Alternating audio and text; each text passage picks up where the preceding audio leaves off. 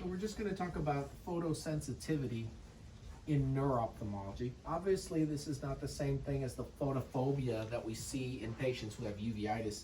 So the first thing is making sure they have a normal eye examination and excluding the common causes of photosensitivity in the eye, the dry eyes, the corneal diseases, the patients that actually have glare or who have uveitis. So assuming the person has a normal eye examination and their chief complaint is photosensitivity, what we'd like to know is under what conditions are they feeling this? And the most common organic stories that we hear about this photosensitivity involve the blue spectrum. And unfortunately, the blue wavelength spectrum of the visible light is embedded in a lot of the screen times that we have, iPads, computers. A lot of those devices are blue based.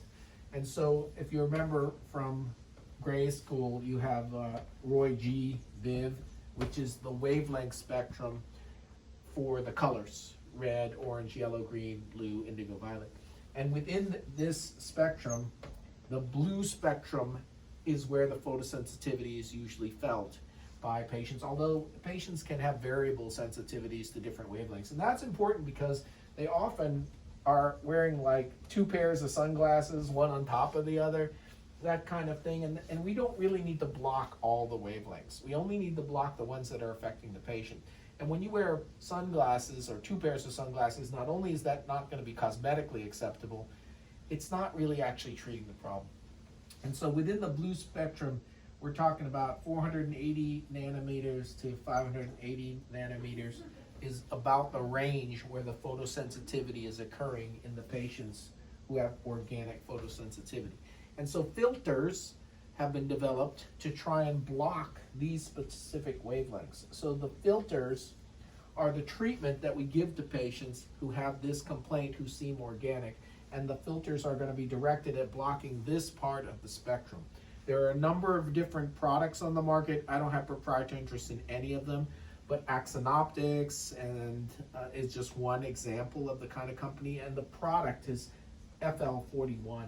But there are a lot of different filters. You don't have to use FL41, and it's kind of a trial and error. In the patients that have had FL41 for organic conditions for which photosensitivity is a component, that's migraine and benign essential blepharospasm. These are our two predominant indications for FL41, and it's thought to be mediated by a special kind of ganglion cell, an intrinsically photosensitive ganglion cell, the melanopsin ganglion cell.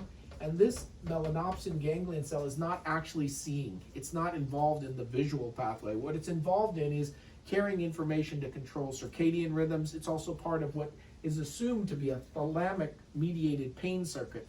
So the trigeminal nerve is carrying it. Trigeminal thalamic circuitry is causing the pain syndrome. And that is one of the theories of migraine and how photosensitivity occurs in migraine. And so this intrinsically photosensitive ganglion cell, the melanopsin ganglion cell, is one of the presumed mechanisms for photosensitivity in patients who otherwise have normal eye examinations, and is the presumed basis for migraine-related photosensitivity.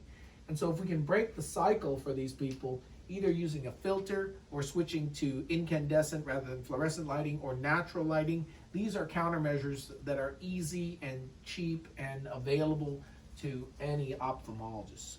So when you're dealing with photosensitivity, just make sure they have a normal eye exam first. If you believe they're organic, we'd like to reduce their blue light exposure, which could affect the intrinsically photosensitive ganglion cell, the melanopsin ganglion cell. That might have implications for their sleep cycle and keeping them awake at night. We can block the blue at the screen level with a blue blocker or at the eye level with a filter. The spectrum that we're trying to block is normally in the blue wavelengths, that's 480 to 580, somewhere in there. And FL41, in my experience, is the best commercially available product, number of different companies, and might be the expected rationale for migraine through the trigeminal thalamic axis, as well as photosensitivity in blepharospasm.